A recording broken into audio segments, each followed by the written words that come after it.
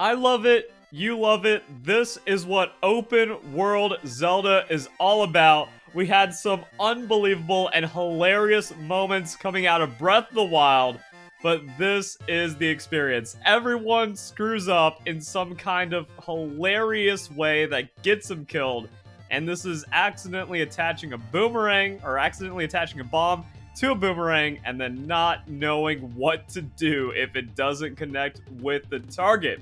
So the worst part about this is right after I died, my friend pointed at the screen and said, "You're supposed to grab it on the way back." And then this, "How did you even do that?" My friend asked me to attach an explosive barrel to a boomerang, and I undershot while testing it.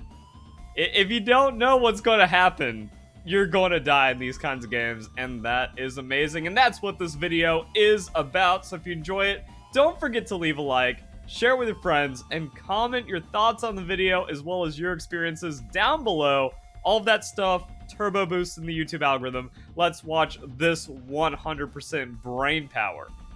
So, flying machine, anything can happen here, and the rockets are backwards.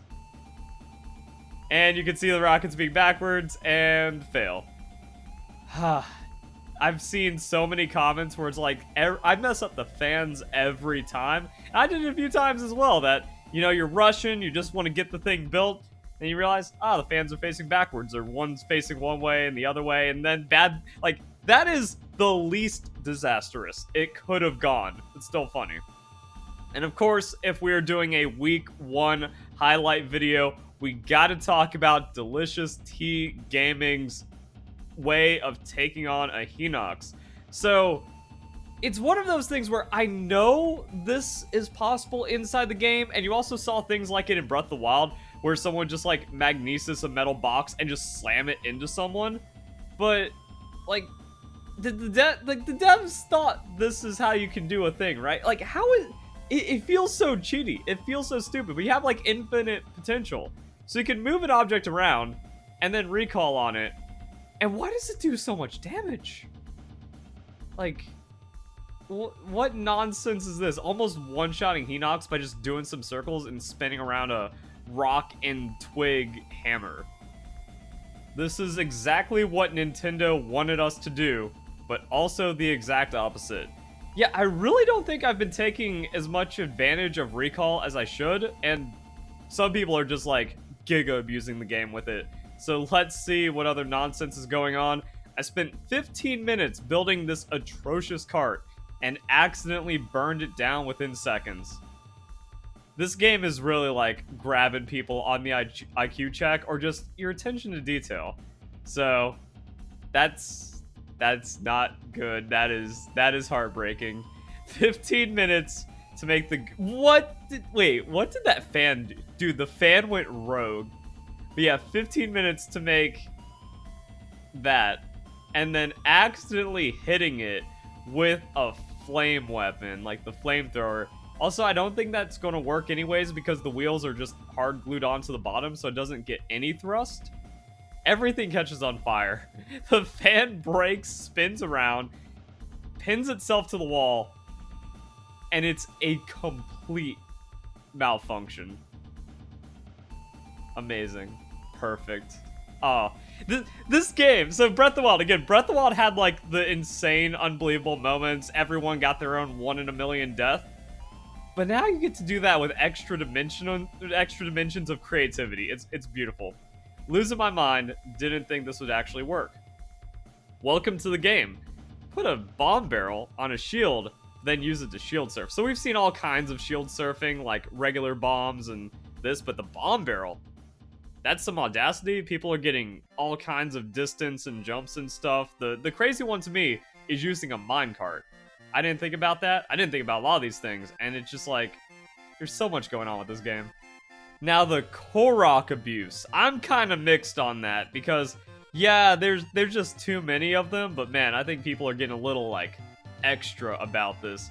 Also, once again, I didn't think to just stack 5 fans on top of each other. But then, the way that people just stick Koroks to things, I don't know, it's unsavory, it's unwholesome. And then, of course, it just does some, like, physics jank. Oh, gee, nah. And then, like, just the slap at the end. It's not like he actually goes out to space, you never see him again. No, rocket tips over, smashes him into a wall. And then more, whenever you see bombs, whenever you see a bomb in any form, you know something is going to go horribly wrong. So, alright, we got a bomb on a stick. That's going to be easy. You just load it back and then launch it.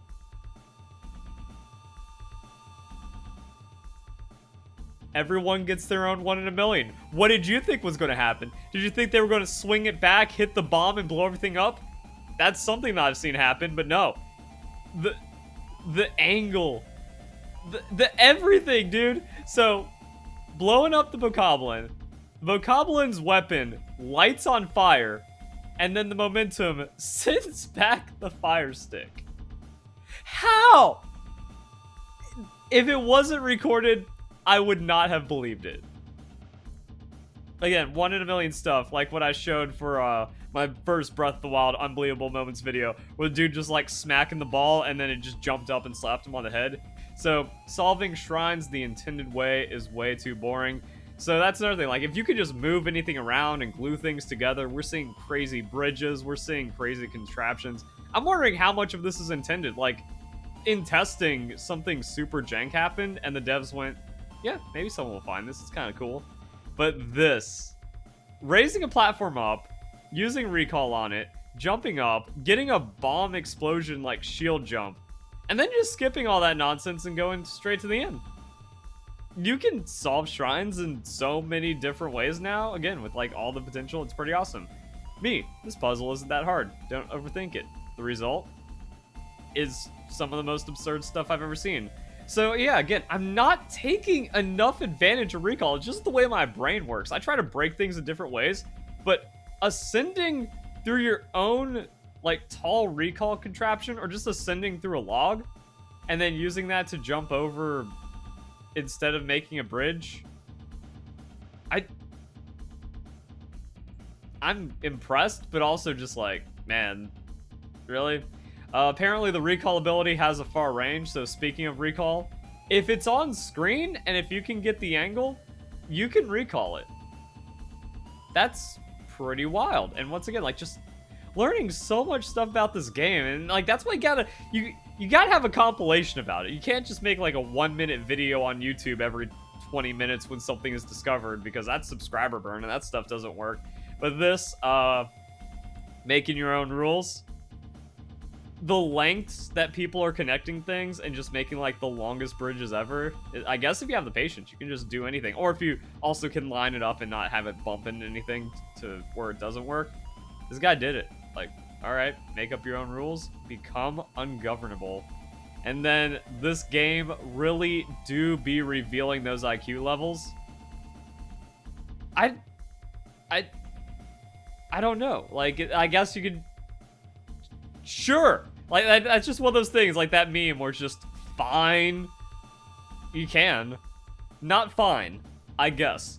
This sums up the entirety of Tears of the Kingdom. Like, do whatever you... Why did he glue a pot to it? None of these things should be possible, but they are. And it's only going to get crazier. So if you guys enjoy the video, hope you all have a nice day. Thank you very much for watching.